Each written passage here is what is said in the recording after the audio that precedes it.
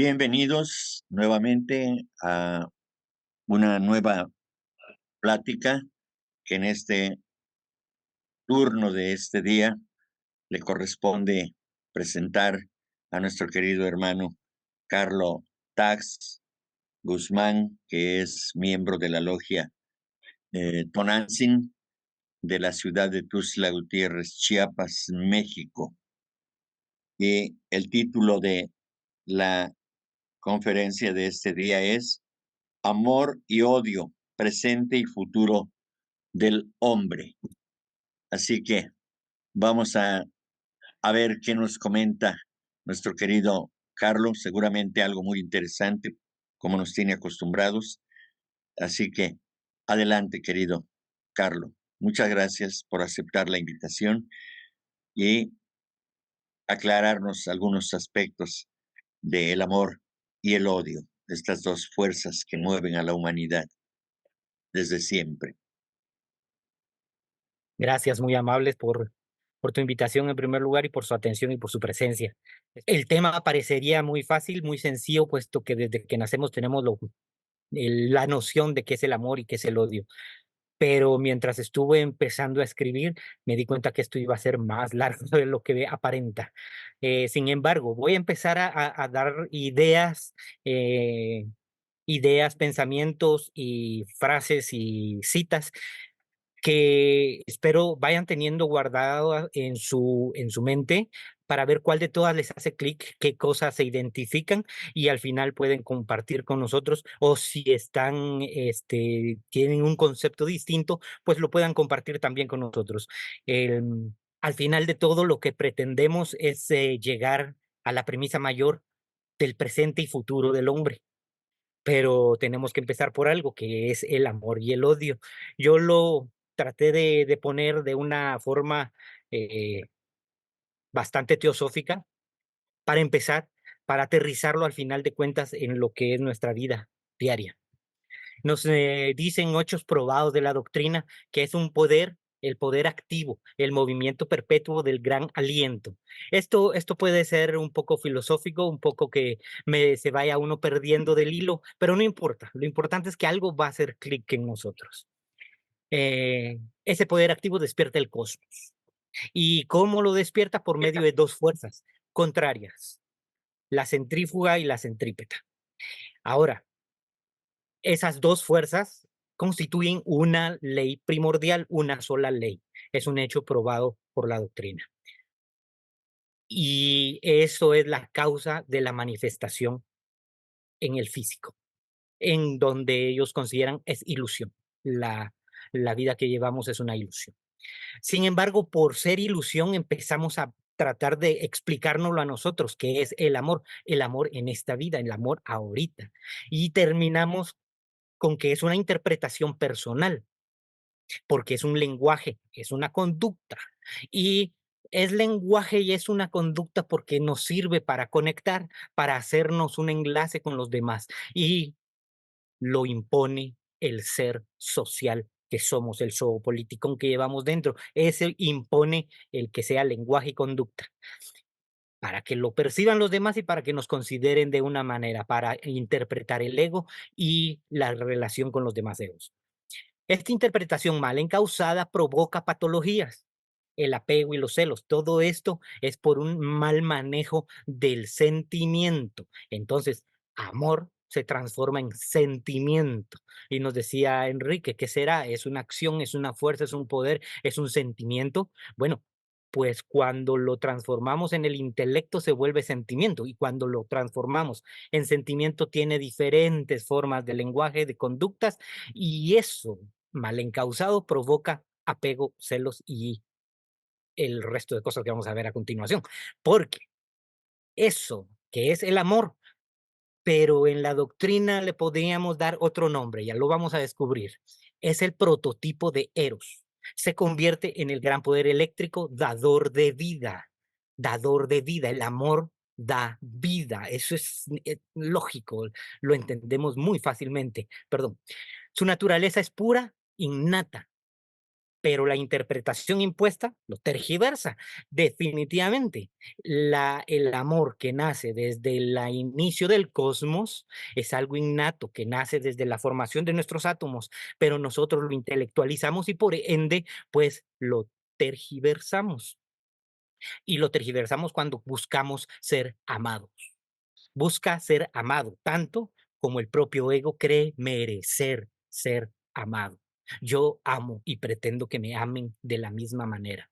Eso ya les intelectualizo y tergiversa el poder del amor. Y por su forma de acción, la recompensa es una emoción violenta y esto despierta el odio, el daño intencional con la venganza, la no reciprocidad con que yo no te amo si tú no me amas, no respeto a la personalidad del otro o su forma de interpretación muy personal del amor. Aquí. Y eso nos transforma en qué? En odio, la otra parte de la fuerza, que en un punto de vista budista se transformaría en aversión. Y este odio es el producto también del lenguaje violento del amor. Y el lenguaje violento se expresa a través de posesión, apego, celos, envidia, infidelidad, amor. Es amar, no ser amado. Entonces no podemos interpretar de una forma tan violenta cuando hablamos de que te amo la misma medida, porque no me amas como yo te amo. Empiezo a medirlo, lo intelectualizo, vuelvo otra vez. El producto de la falta de la interindependencia para la autorrealización es violencia contra la otra persona, es querer dominar, es extender mi ego más allá de mi propio estado egoico. Eso es egoísmo y eso es violento y la emoción violenta produce el odio. Entonces, los estados aflictivos son productos de la emoción violenta. Los estados aflictivos los mencionan mucho los budistas y este es el apego, el aferramiento, la ira, la ignorancia no porque no conozcamos, sino porque no queremos conocer, la confusión que nos genera la indiferencia de que no sé, no me importa. Entonces, el orgullo, la envidia, la duda, los celos. Y todo esto es producto del ego. El ego exacerbado que nos hace cambiar del odio o del amor al odio, perdón. El verdadero mal procede del intelecto humano, del hombre racional que se separa de la naturaleza. El mal es la exageración del bien, progenie de la codicia y el egoísmo humano. Ahora, progenie, oyen esa palabra, esa la determinamos mucho cuando leemos HPV. Hay muchas citas de acá y muchas ideas de las que estamos planteando son de HPV y las cartas. Entonces, aquí en esta progenie, la codicia y el egoísmo humano, eso nos denota de que estamos hablando de pura teosofía. Esotéricamente, el odio, la versión para no romantizarlo, es diferenciación, separación y división. La doctrina secreta nos menciona, para empezar a tener un poco presentes en las proposiciones fundamentales, que la seidad tiene dos aspectos, el espacio abstracto, que es subjetividad pura, espacio que no se puede concebir, en donde absolutamente todo está, pero no podemos interpretarlo con nuestra mente humana. Y el movimiento también abstracto, que absolutamente todo lo que está en ese espacio abstracto tiene. Y eso provoca cambio, conciencia incondicionada. Ahora, este principio, la proposición fundamental es un principio omnipresente, que es incondicional y es absoluta. Pero entonces, ¿dónde empieza la creación? ¿En dónde? Por qué dijimos desde el principio que el amor genera el cosmos? Porque empieza acá, el pensamiento nos condiciona y surge el dualismo, la polaridad. El dualismo, pero no como fundamento filosófico, o sea, no es la dualidad de la seidad, de el ente, no, no es el dualismo. El dualismo, viéndolo desde el punto de vista metafísico de la polaridad, que todo tiene polos. Y en este caso, cuando el amor surge, genera la primera división, que es el espíritu y la materia. genera ese vínculo, ese movimiento que es la conciencia y el sujeto o el objeto. Ambos, y nos dice la doctrina, ambos deben considerarse no como independientes, o sea, no es dualidad, esto no es fundamento de la dualidad, no. Ambos deben de considerarse como dos aspectos del absoluto. Y bueno, cambio. Los filósofos, los metafísicos, los científicos desde el 1800 hasta ahora no pueden entender definitivamente la movilidad, el movimiento abstracto, y yo señalando con mi dedo en la pantalla y debería poner otra cosa. Bueno, el movimiento abstracto, lo único que ellos pueden identificarlo es con el cambio y con la actividad. Entonces, si todo es cambio, todo puede mejorar o empeorar, pero no es nuestro caso, específicamente lo que queremos es mejorar. Si todo es cambio, todo puede mejorar. Todo es impermanente, nada es eterno, pero entre comillas. Y todo es movimiento, y este es otro principio también metafísico, que es la vibración, que todo debe de cambiar, todo debe de encaminarse cíclicamente. El alma rige todas las cosas que se mueven. Las cosas que se mueven son el querer, el yo quiero, hoy quiero una cosa, mañana quiero otra. Entonces, todo eso es móvil en nuestra mente. El alma es la que rige el querer, el considerar, el vigilar, consultar, el formar una opinión acerca de algo. Hoy opino una cosa, mañana opinaré distinto, pero porque he tenido más experiencia. Eh, la alegría, eso se mueve, la confianza, el miedo, el amor y el odio. Entonces, dentro de nuestro ser personal hay algo que lo guía, que guía esa fuerza y es nuestra alma. Y nos dice la doctrina, con la energía dinámica de la ideación cósmica, con el poder directivo de toda manifestación. Entre comillas, para mí, la voluntad. Por supuesto, estos son solo puros pensamientos míos, la voluntad. El resto es de la doctrina. El ego es otro de los factores importantes que estábamos mencionando, que todo cambia por el ego. Si el amor es esa fuerza creadora y productiva, la exageración de sí es el odio. Y entonces el odio está generado por el ego, la intelectualidad. El ego se transforma en egoísmo cuando se abarca, cuando crece demasiado. La individualidad, el ahamkara del que hemos estado hablando, desarmoniza la relación con el exterior, porque ya no es normal lo que yo estoy pensando, lo estoy exagerando, exacerbando. Los problemas pequeños del yo, de mi personalidad, los exagero en relación a los problemas evolutivos del universo, o sea, en comparación a la magnitud de la vida, mis problemas deberían de ser distintos, pero no, yo los magnifico. ¿Por qué? Porque mi ego así me lo exige, ¿no? Y eso provoca soledad por ignorancia de esa falta, por ignorancia de esa unidad. Dice, el alma unida a nous, la mente, ordena correcta y felizmente. El alma unida a anoía, unido con la mente, con el intelecto, pero bien con el mana superior, actúa feliz y correctamente. Cuando esa intelectualidad se une en sentido contrario, es decir, a la falta del sentido común, ya cuando Kama domina mi manas, entonces trabajo en sentido opuesto, es decir, infelizmente provoco aflicción, un estado aflictivo. El ego es una realidad y el egoísmo innato e interfiere en nuestra capacidad de amar, debido a nuestra ignorancia que separa nuestro yo del yo único. Aquí entonces encontramos que el ego es innato y el amor también.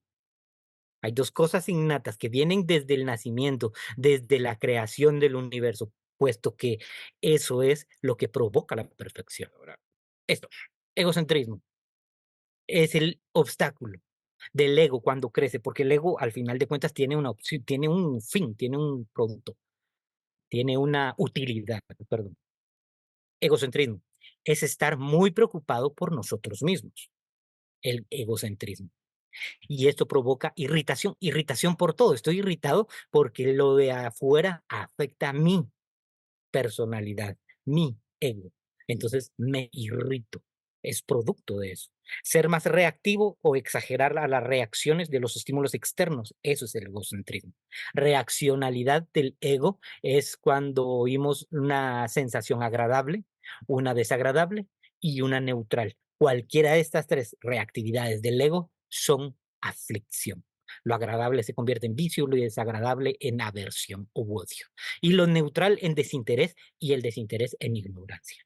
Entonces, de la sensación surge el ansia, el apego, la existencia, la vejez y la muerte, la aflicción, la lamentación, el sufrimiento, la tristeza y la desesperación. ¿De dónde viene esto? De todos los estados aflictivos que nos provoca el ego. Lo único que hace es el extremo opuesto, que sería el amor puro, ya no la idea romántica, o mejor dicho, no romántica, sino fantasiosa del amor que vimos en las anteriores láminas, sino el amor puro, que sería amor, compasión. Y esto nos provoca reconocer nuestro ego en los demás y reconocer que somos parte de algo mucho más grande. Esto nos hace empatía. Produce, dicen los budistas, el amor y el odio, precisamente lo mencionaban hoy. La más potente ley de karma. Amor y odio son los únicos sentimientos inmortales. Y esto nos lo comentaba también un hermano en el chat. Eh, es la fuerza que impulsa los actos que más van a determinar mi karma, mi futuro, mi dharma, mis escandas y mi estado en el devachán.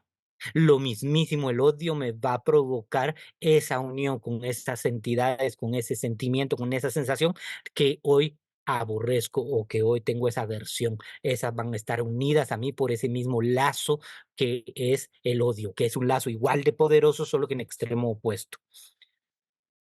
Entonces, ¿el amor puro cuál es? El amor que elimina los apegos, induce al estado no dual, al no creer que somos dos, porque lo que yo hago afecta, porque lo que yo hago te afecta a ti. Y eso es un estado no dual, no creerme independiente. Todo es importante y todo influye en todo. Y esto nos empuja a un estado trascendental de nuestro propio espíritu. Induce a la sabiduría porque rompe la barrera del objeto y el sujeto, obviamente. No se expresa, el amor puro no se expresa para recibir recompensa, no se expresa para sentir amor de regreso, no, se expresa porque se tiene que expresar. Es una necesidad, pero se debe de expresar a través del intelecto.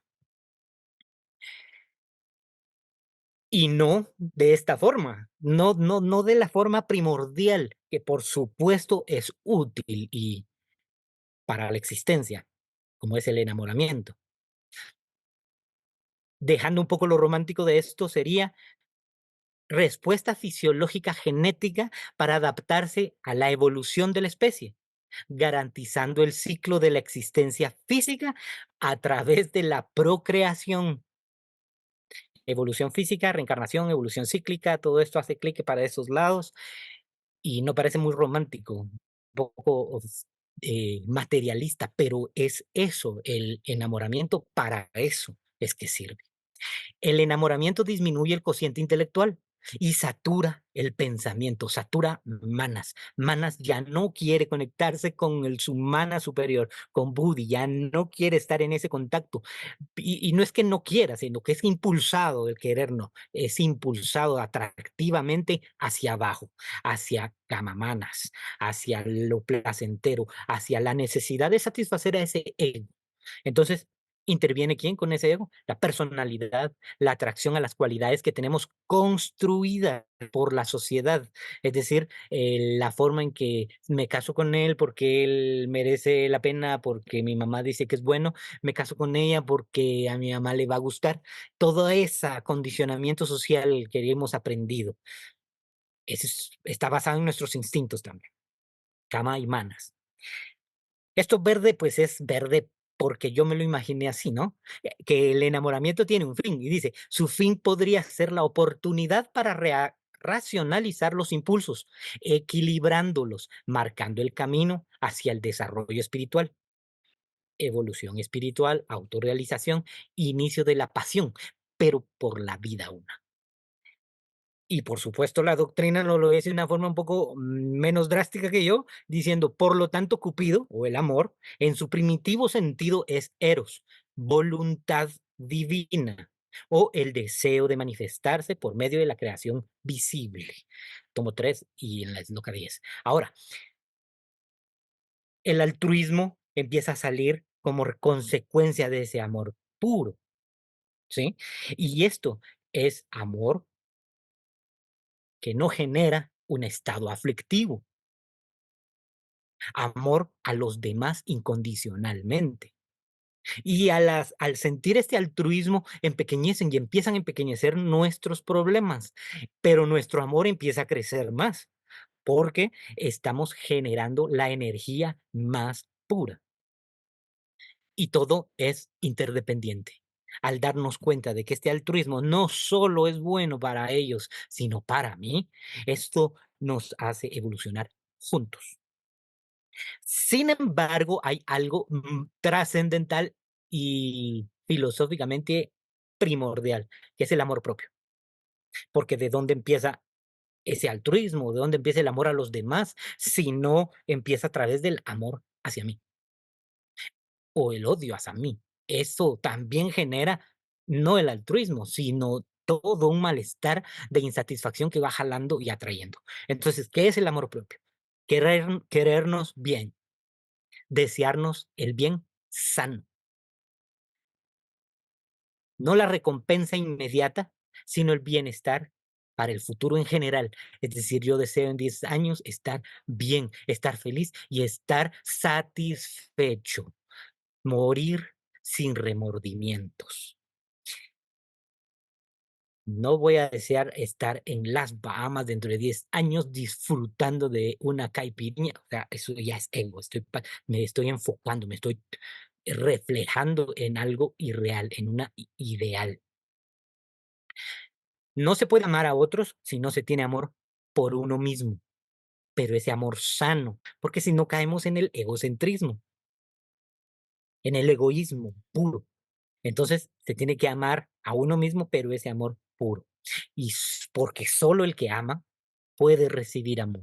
Si uno sabe cuál es el lenguaje del amor, si uno sabe cuál es la forma de expresión de amor, y si uno acepta la expresión del otro, si uno acepta el lenguaje del amor del otro, entonces estoy listo para recibir el amor. De lo contrario, y si yo amo egoístamente, si yo amo histéricamente, si yo amo pasionalmente, así voy a querer que me amen. Y si no me aman así, entonces va a haber un contraste. No voy a poder recibir amor. Entonces, para recibir amor, debo de amar bien primero. Porque como una energía dinámica de la ideación cósmica, como medio inteligente del poder directivo de toda manifestación, ¿no dice la doctrina? Es la única forma en que el amor debe de accionar o de activarse. Entonces caemos todo, al final de cuentas, en que eso que en el mundo manifestado une el espíritu a la materia, el sujeto al objeto, sintetizando entonces así la unidad. Y vamos a empezar a tener la doble idea de que si empezó dividiendo espíritu materia y luego quiere ser el que une el espíritu a la materia. Entonces está sintetizando lo que en un principio estaba sintetizado, pero es que si no se descompone, no se tiene conciencia de que tendría que componerse de nuevo. Entonces, ese algo, eso real, eso trascendental, esa fuerza eléctrica es lo que se manifiesta en unión. Nace de una forma unilateral y se brinda o se proyecta para afuera. Fluye el amor que nace en mi corazón por mí primero, amor sano, va a reflejarse porque va a ser poderoso y grande para el fuera, para el exterior, para los demás. Y por ende voy a ser considerado y voy a tener empatía con la gente y voy a saber en qué puedo realmente colaborar a través de esa creencia de la unidad. Por eso se proyecta para afuera y por eso fluye. No hay trabas, no hay un pero. Entonces, es independiente de lo que amamos. Amamos al ser independientemente del ser que es, independientemente de lo malo que haya hecho, porque estamos juzgando y eso es solo para las leyes del mundo o para la ley del karma. Pero para nosotros que no trabajamos ni en la ley del mundo ni en la ley del karma, entonces no tenemos eh, no es el derecho, sino no tenemos la razón para juzgar. Así es que debemos amar independientemente de cómo nos lo expresan a los que amamos para adentro. Debe de tener un lenguaje de expresión claro hacia afuera, para que se sepa que nosotros estamos generando, no nosotros como ego, no, no, no, para que se note, o sea, no puedo decir yo amo al mundo, pero me quedo encerrado y cuando miro un malestar cierro la ventana para no pasar, para no verlo, si miro una necesidad, yo no la vi, no, tiene que expresarse, tiene que ser clara y tiene que ser concisa, tiene que ser un paso hacia el frente, es un golpe en la mesa, es un acción del amor. Por eso es una habilidad que empieza a someter al ego porque nos adaptamos a la expresión de los demás. El amor fuerte, trascendental, es una decisión, es una convicción, es un compromiso. Yo me comprometo, pero no por que me va a caer la viga, o sea, porque entonces caeríamos al egocentrismo, al egoísmo y al odio del querer amar como me aman a mí. Entonces, no, me comprometo a amar por amor, me comprometo a sentir amor aunque duela, me comprometo a encontrar la sabiduría aunque me cuesten vidas, yo me comprometo con un ideal y eso es amor hacia ese ideal. Entonces, esto implica responsabilidad, servicio, sacrificio, preocupación. Todo eso a través de una actividad, porque hay que tener un lenguaje claro hacia el exterior. Eso nos da comprensión, voluntad, cuidado y deber. El deber despierta el deber.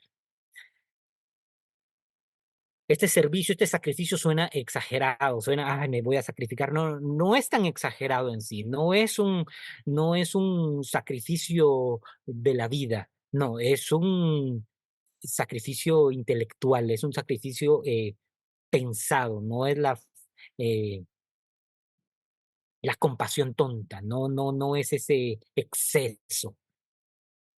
Y respecto al deber, eh, muchos de los escritos teosóficos están llenos de las palabras que nos implican lo que debemos hacer.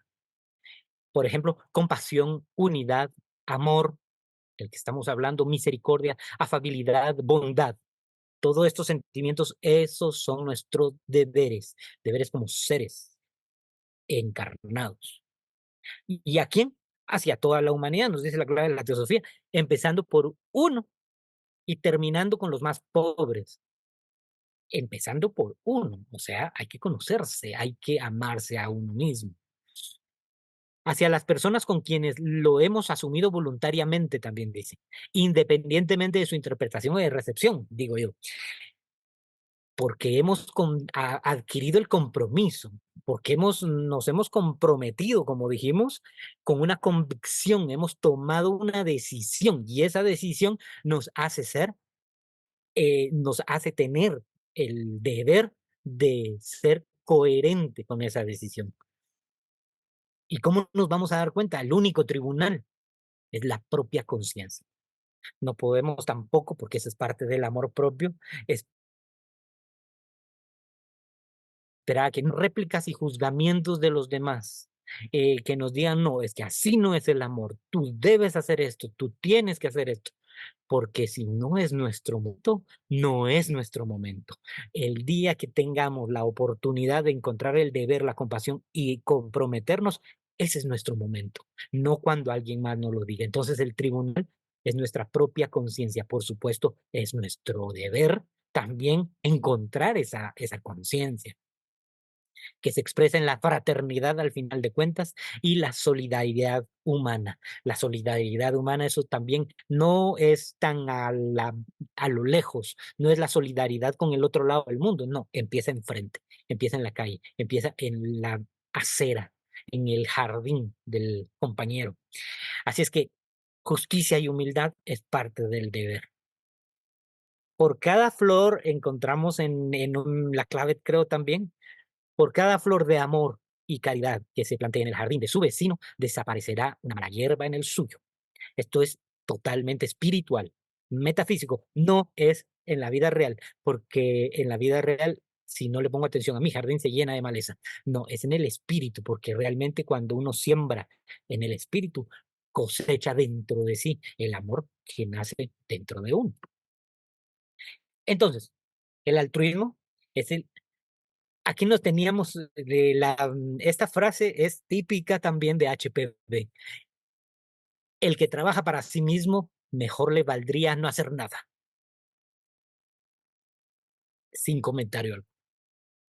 El egoísmo es excluyente y no aceptará la absoluta confraternidad.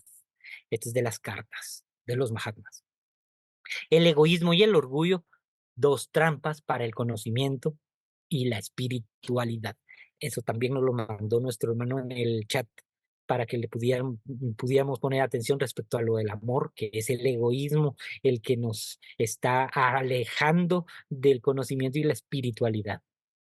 Y el amor y el odio dominado por el egoísmo, eso es peor. Y respecto a lo del amor propio en The Theosophist, pero no encontré la fecha, lo siento, lo que cada hombre necesita ante todo es estudiarse a sí mismo y hacer entonces un honrado inventario de su dominio subjetivo. Y por lo malo que éste sea, cabe la redención, si con verdadera resolución se propone alcanzarlo. Es decir, allí empieza el amor propio. Debo hacer mi inventario, debo de componer lo que está malo para que así me sea de utilidad para lo cíclico, para la coyuntura, para la universalidad en la que estamos compartiendo ahora. Voy a quitar esto que no leo. Pagamos el precio, dije. Pagamos el precio de estar en Maya. Ya está pagado. Como en la alegoría de los pitris solares, que pagaron el precio de no querer crear y ahora van a reencarnar. Pagamos el precio. Ahora somos de los privilegiados que encarnamos como entidades, como mónadas, mientras que otros aún están en otros planos de la manifestación de su conciencia y no van a poder en este Manvantara llegar a este privilegio que es encarnar como ser humano. Así es que después de esto, este privilegio que nos toca, pues en verde, supongo, sobrepasar los condicionamientos químicos, físicos, mentales, que fueron perfeccionados cíclicamente para el fin adaptativo del ser vehículo de esa parte del espíritu universal que debe recorrer su peregrinaje por la conciencia. Eso es lo que toca, sobrepasar los condicionamientos químicos, físicos y mentales, que ya nos han hecho favor las otras tipología de seres en desarrollar el físico, nuestro eh, astral y ahora nuestro camásico nos corresponde a nosotros ahora dominar. Nos corresponde vivir con base a las decisiones o a la voluntad y no con base a los sentimientos, pero no a los sentimientos de altruismo y no, no, no, a los sentimientos egoístas, al sentimentalismo egoísta. Sin embargo, aunque ya hayamos pagado el precio de la reencarnación, de la encarnación, En sobrepasar los condicionamientos que nos da el físico, vamos haciendo cierto saldito que nos toca. Eso es a través y ya nos recuerda a la ley del karma, ¿no? Ese pequeño saldo que nos provoca el impulso de la ley universal de justicia retributiva. La causa y efecto es la ley que acompaña este peregrinaje. Estoy tratando de dominar los químicos, los físicos y los mentales cuerpos, pero en ese tratar de dominarlos voy generando otro salto que debo de ir pagándolo, y para eso es la encarnación, porque solo por medio de los nacimientos se logra el progreso perpetuo de los millones de egos de la perfección, pero esto es otra historia. Lo importante es la energía, ese algo que une el espíritu y la materia, eso que dijimos en la primera lámina, ese puente por el cual las ideas que existen en el pensamiento divino pasan a imprimirse sobre la sustancia cósmica, como leyes de la naturaleza. Puente y unir el espíritu y la materia. Otra vez nos habla de unión cuando allá nos habló de separación. ¿Por qué? Porque son las dos fuerzas que forman el cosmos, la fuerza centrífuga y la centrípeta, la atracción y la repulsión, el amor y el odio. Es el eslabón misterioso que une a la mente, a la materia, el principio vivificador que electriza cada átomo para darle vida. Ese es del tomo primero de la doctrina secreta. Este eslabón misterioso electriza, le da vida. Lo primero lo divide, luego lo une y luego le da vida, esa energía. Y tenemos, no por demás, en esos bellos párrafos poéticos del Cian, dice, su corazón no se había abierto todavía para recibir su rayo único, o el rayo único, y caer después como tres en cuatro en el regazo de Maya. Poesía pura y con razón. Utilizar el corazón para la simbología de recibir el rayo único que va a despertar en sí la potencialidad de la materia. Entonces, el corazón se abre ¿con qué rayo? Con el amor. Cuando le dicen a uno es que tenés un corazón de piedra cerrado hacia todo lo que está pasando en el exterior. Hay que abrirlo para poder crear, para poder ser y fructificarse. Eso es solo con amor. Y no por algo lo citaron de esa manera. Esa electricidad cósmica entonces comunica separando en átomos el material primordial indiferenciado, nos dice en el comentario de la tercera loca, y en el comentario 7 separando en átomos, pero primero los quiere unir, es decir, los desarma en un principio, los une en otro, los trata de unir en otro y ahora nos separa en átomos. Esa energía cósmica, por supuesto, es dual. Y separa en átomos porque tiene que existir la tabla periódica para formar los seres. Entonces tiene que dividirlos, formar cada quien su tabla periódica y hacer un montón de diferenciaciones para poder crear la realidad. Pero eso se va solo con energía cósmica de la creación y el amor. Es lo único que crea. Al respecto, HPV menciona como un comentario también que la electricidad, esa poderosa palabra y símbolo del fuego, el creador, conservador y el destructor de la luz, la esencia de nuestros divinos antecesores. Y aquí nos recuerda al Bhagavad Gita, y nos recuerda al hinduismo, y nos recuerda a toda esa trilogía de seres que van formando el universo.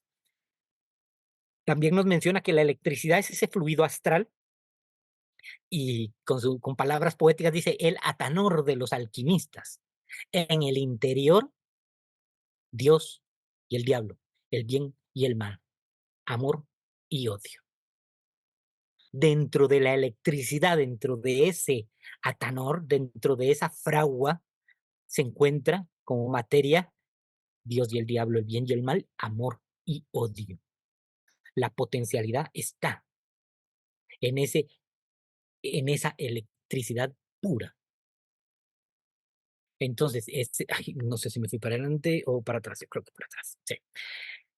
Es uno de los más, si no el más importante carácter de la cosmogonía esotérica. Debe ser minuciosamente descrito, dice en la doctrina secreta. Para mí es el más importante, pero románticamente es el más importante. Sin embargo, está escrito literalmente así, es uno de los más, si no el más. En los griegos era el tercero, en su cosmogonía Eros. Y cuando este hijo divino se destaca, es decir, se activa, le toca su correspondiente momento, entonces se convierten en la fuerza propulsora, el poder activo. Causa que lo uno se convierte en dos y tres, o sea, multiplica, divide y hace otra vez esa gran labor de la creación. Se transforma, nos dice, se transforma en la fuerza que reúne los átomos elementales y hace que se agreguen y combinen. También en la doctrina secreta del tomo 1. Se transforma en la fuerza que reúne los átomos elementales. Después de que los dividió, ahora los hizo en una tabla periódica, hizo todas las capacidades y posibilidades de ser, ahora los va juntando. Por supuesto, la tabla periódica a la que estoy hablando no solo es la física que conocemos, sino la más grande todavía universal, que es incapaz del ser humano de entender, comprender y mucho menos teorizar. Entonces, estos átomos elementales se van juntando desde el momento de la creación del ser personal, de mi personalidad, cuando mi átomo primordial viene a la manifestación, empieza a través de este poder eléctrico, a través de la atracción y la repulsión, a formar grupos de átomos que se vuelven moléculas que forman y terminan de darle forma a mi ser físico, con sus escandas, con sus tendencias, con su karma establecido gracias a esa forma de atraer y retraer, atraigo lo que merezco y lo que no lo voy a hacer una forma de rechazo, pero eso es a nivel atómico y no intelectual, sino es natural, es una ley que simplemente trabaja, como la del karma. Es energía, es Fohat, Fohat, que en el plano terrestre, y esto también es una cita del tomo 2, en el tomo 1, que en el plano terrestre se siente su influencia en la fuerza magnética y activa generada por el enérgico deseo del magnetizador. Esto, pues obviamente por la época en que fue escrito, habían muchas tendencias al poder magnético, al poder del pensamiento, y en este caso nos está hablando de un magnetizador que estaba tratando de transferir sus pensamientos a otro, y ahí en esa forma de magnética de influir en los seres a través del pensamiento, se genera esa energía, ese Fohat, ahí está esa energía. Y en el plano cósmico se revela en el poder constructor que tienen, pues, válgame la redundancia, otra, en los constructores del universo, las jerarquías inteligentes.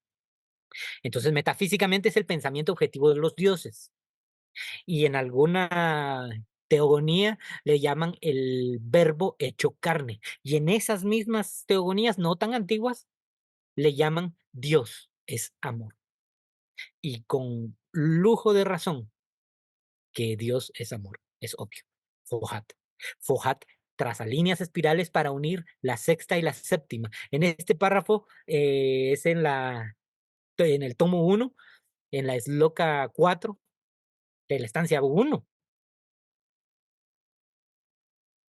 El amor divino, Eros, el poder eléctrico, afinidad y simpatía, se representa alegóricamente como tratando de unir ese espíritu puro con el rayo, como el rayo inseparable del uno, ese espíritu puro, con el alma, Buddhi, con nosotros. Estamos uniendo la sexta y la séptima, a eso se refiere Atma y Buddhi. Está queriendo unirnos, nos quiere regresar a casa. Fohat. En otras palabras, retomando desde el inicio, este movimiento doble mueve el cosmos desde el plano del ideal eterno a la manifestación finita. Todas las cosas que son, eran y serán, son. Yo le puse punto para darle un mejor entendimiento, pero ahí era corrido. ¿Y qué son? Las cosas que son, eran y serán, ¿qué son? Son eternamente, eternamente son. Y aún las finitas y perecederas son eternas en su aspecto ideal, en la ideación cósmica. Ellas, las cosas finitas, las perecederas, han existido como ideas en la eternidad y cuando desaparezcan, existirán como reflexiones. Y el amor y el odio, cuando desaparezcan, van a existir como reflexiones, son imperecederas y por ende influencian nuestra próxima encarnación, nuestra próxima oportunidad de conciencia. Esas son eternas, eterno, la electricidad es eterna y por ende lo que genera el sentimiento es eterno y hay que cuidarlo. Amor y odio, presente y futuro del hombre, como Enrique nos lo propuso al final de estas palabras, presente y futuro del hombre, amor y odio. Así es que les agradezco su atención y podríamos pasar a sus opiniones. Agradezco puntualmente el esfuerzo de compilar tanta información valiosa que vale la pena repasarla una y otra vez, porque en una hora o en menos de una hora dio Carlos una inmensa cantidad de datos que no es sencillo asimilar, por lo menos para mí.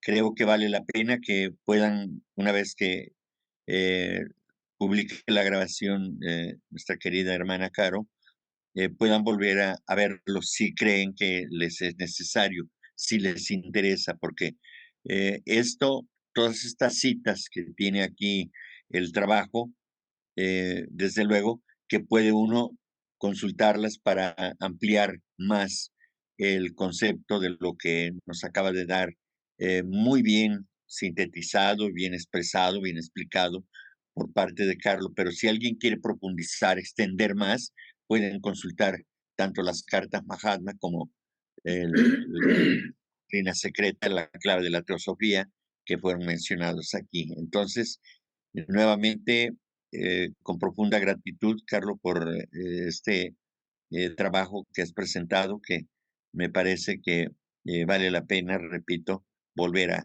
a verlo tantas veces sea necesario para enriquecernos a través de este conocimiento que nos has expuesto ahora mismo. Muchas gracias. Y adelante, si alguien desea intervenir, por favor, Rosy. está abierto el micrófono. Rosy tiene su manita. Gracias. Primeramente, pues para felicitarte, Carlo, porque fue extraordinaria tu presentación. Pero fíjate que tenía una duda, me quedé un poquito intrigada si me pudieras apoyar y explicarme. Y creo que fue en Claro la que sí. penúltima, en la penúltima slash, donde comentas, antes de ir a lo de la electricidad, comentas algo, cuando es esta unión de lo que une a la materia con el espíritu, pero bueno, yo lo he visto como Fojat, ajá, pero fue cuando tú mencionaste que le diste una explicación respecto al odio y al amor. Entonces ahí me quedó un poquito de confusión porque yo lo conocía, bueno, pues como el Fojat, que es esa fuerza que electriza, ajá, es ese Ajá. puente, precisamente ese puente, el que dice la maestra Blavatsky en la doctrina secreta, que es lo que une pues ahora sí que a la materia con el espíritu, ¿no? Es como la Sí. ignición, como pues esa chispa que enciende esa fuerza y que es la fuerza fojática. Pero en este caso, porque hablabas del amor y del odio, pues como que ya no entendí muy bien. Entonces, a lo mejor, bueno, pues tomaste ese ejemplo de relación, pero No, me quedó un poquito, no muy claro. No sé si me pudieras apoyar y me lo explicaras un poquito. por Gracias, supuesto. Fíjate que no, a ti gracias por poner atención y por estar y colaborar con nosotros y tu comentario. Definitivamente, Yo creo, por aquí dice, eso que el mundo manifestado une el espíritu y la materia, el sujeto y el objeto, sintetizando la unidad, es el amor. Y es Foucault preciso. Es Foucault. No hay de otra, es Foucault. Lo que pasa es que estaba tratando de darle una idea de que eso, que es amor, que une, ese puente, esa electricidad, esa energía dinámica que se va fluyendo a través de todo, eh, nos iba dando un entendimiento de nuestra actividad a pie. Porque si yo menciono Fojat, estaría diciendo, bueno, Fojat es el que Mahat le dio a ese poder al tercer logos para la creación de los siete primordiales. Y los siete primordiales tienen un soplo que generan a Fojat como su hijo. Y los siete primordiales, a través de su hijo Fojat, crea a los globos o los planetas. Y esto empieza a no estar en contacto con mi personalidad, con mi realidad. Sin embargo, ese Fojat es el mismo Fojat que llevamos dentro, que nos une el Budi con Atma, es ese mismísimo Fojat. Lo único es que yo hasta el final de las diapositivas ya lo mencioné y dije, es Fojat, que en Exacto, el entonces plano, como es que en arriba el es plano abajo, terrestre. y perdón, y todos los universos, y es extraordinario porque tal como opera el universo hacia arriba, pues hacia abajo nuestro microcosmos opera de la misma forma. Claro, en diferente pues tamaño se puede decir, ¿no? Dentro de nosotros, pues hay un universo extraordinario y se dice que las mismas leyes operan arriba y abajo, ¿no?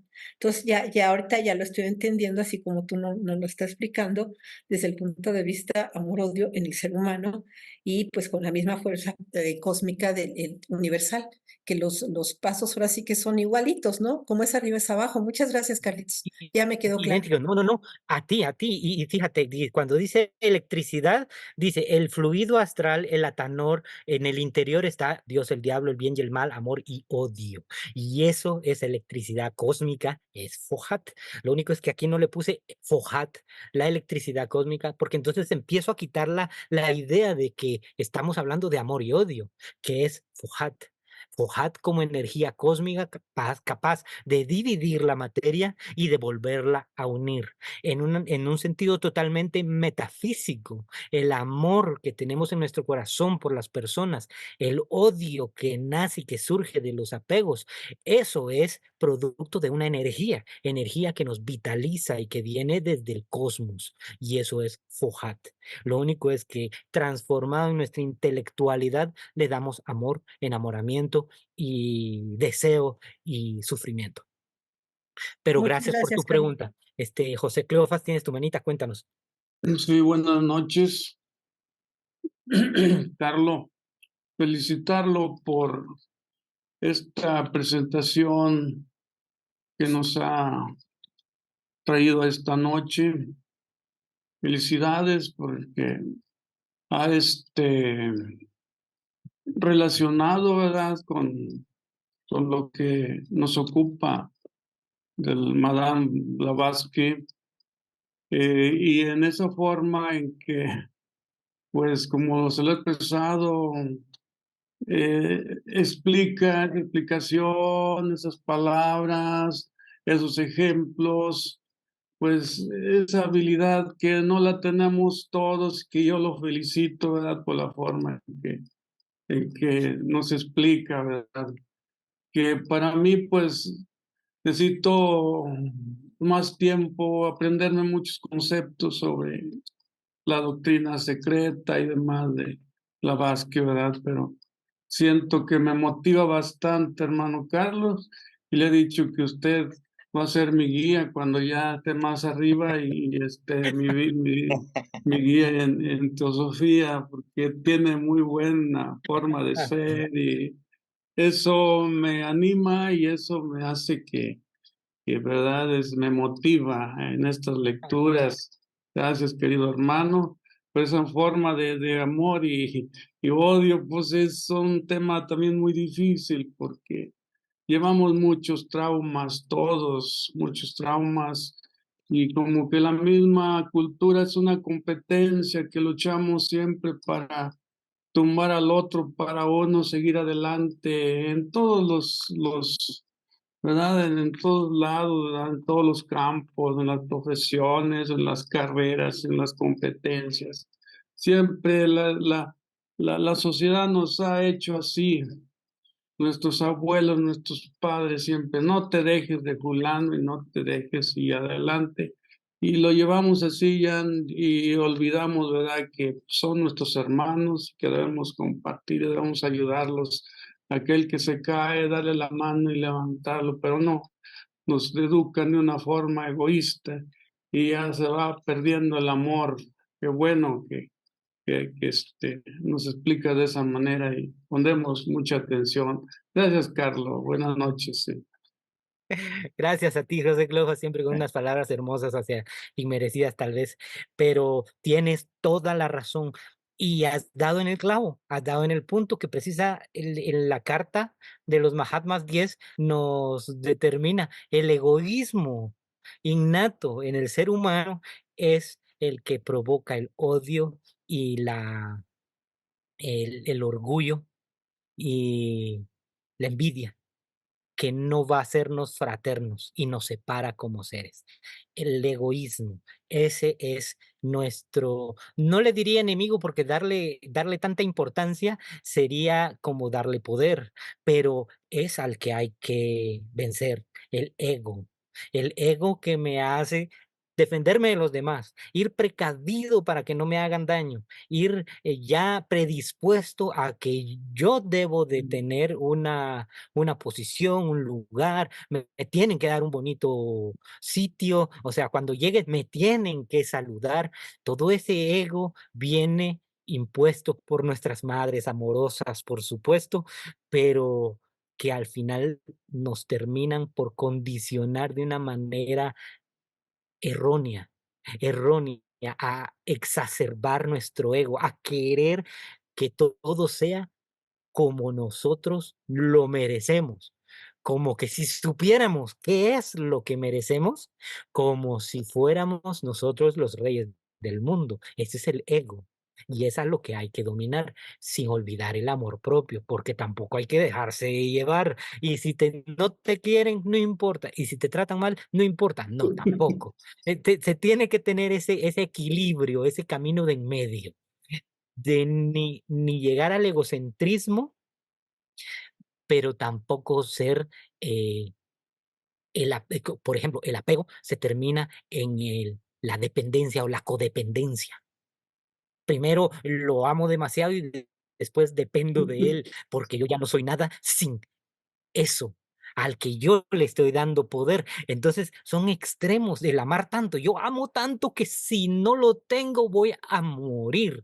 Y son los pensamientos clásicos de uno. Y no funciona de esa manera. Es lo que tenemos que dominarnos. Ni al extremo de odio, ni al extremo de la dependencia, sino el camino del medio, reconociendo nuestra propia divinidad y reconociendo la divinidad que está enfrente. Pero gracias, Cleofas, por tus palabras y Gracias, Carlos. Gracias. me alegro que estés por acá.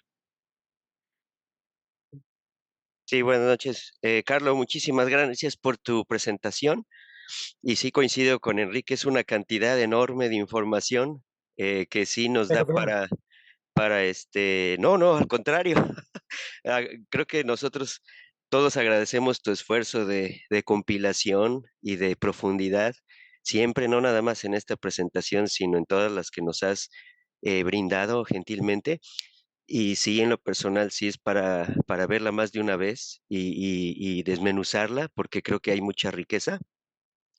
Y en la clase pasada, tratando de abordar el tema de amor y odio y presente y futuro del hombre, em, creo que también es rescatable la idea de lo que veíamos en la charla pasada, ¿no? De que en realidad amor, como nos decía Enrique, amor libera y el odio nos encadena, nos ata, ¿verdad?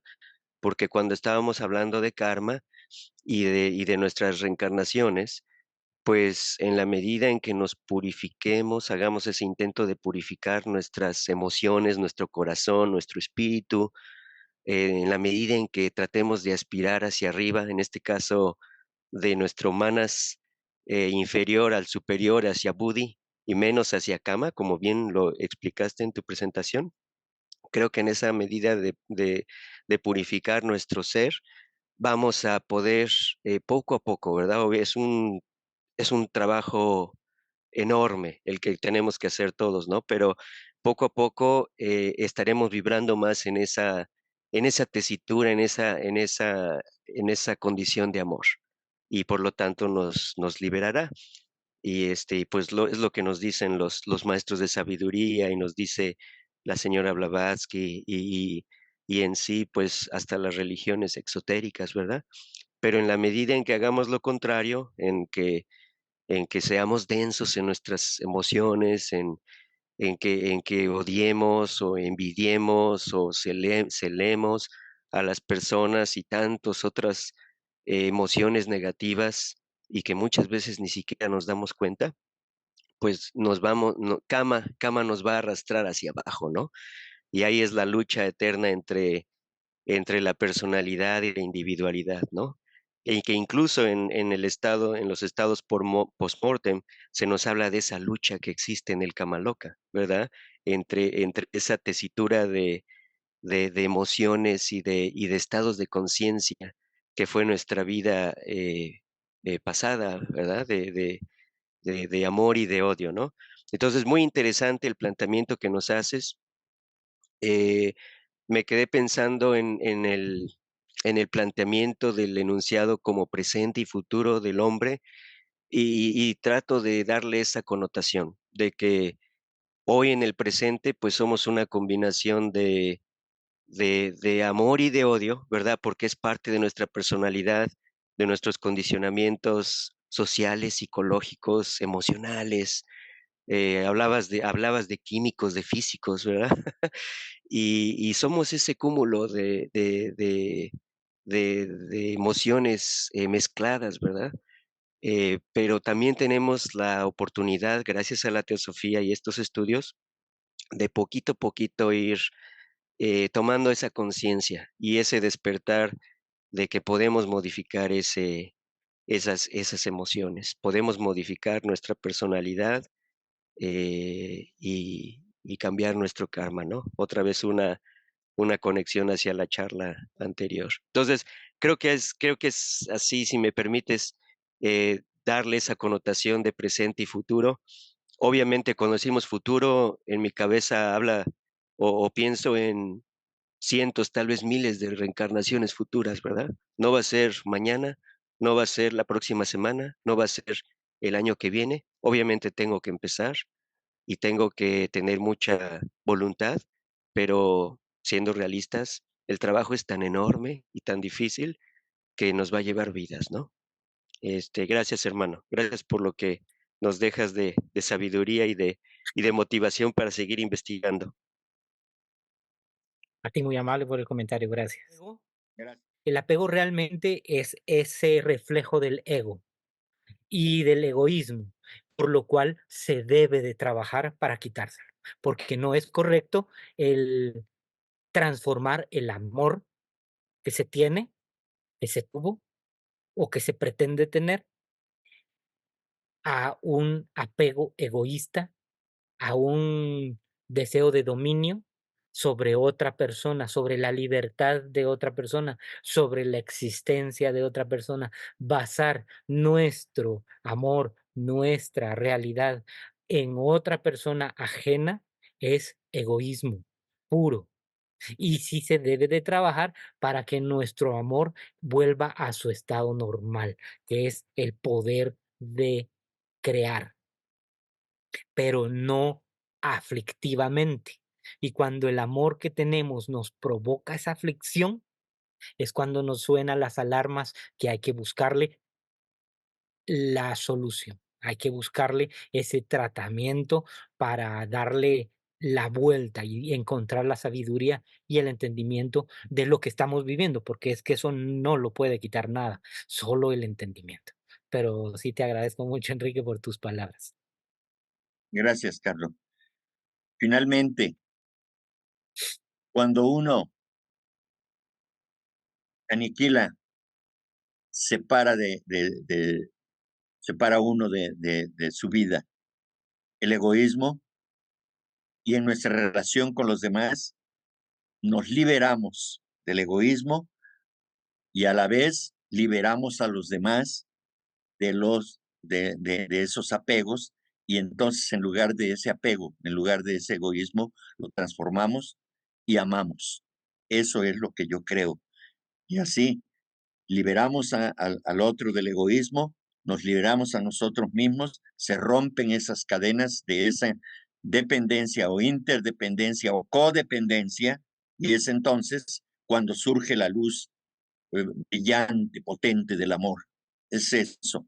Liberémonos del egoísmo y entonces el amor brillará con toda su intensidad. Y recordemos que no es nuestro amor propio o de la individualidad, es el amor divino que encuentra la expresión en aquel que comprende que es parte de una unidad, que es la divinidad, y que estamos aquí para experimentar, y que todo esto nos da la oportunidad de poder expresarnos así como estamos, naturales, sin cortapisas, sin diques, sin máscaras. Y eso es muy importante. Es un gran paso que todos nosotros debemos valorar, que todos debemos aceptar como algo benéfico para nuestras vidas.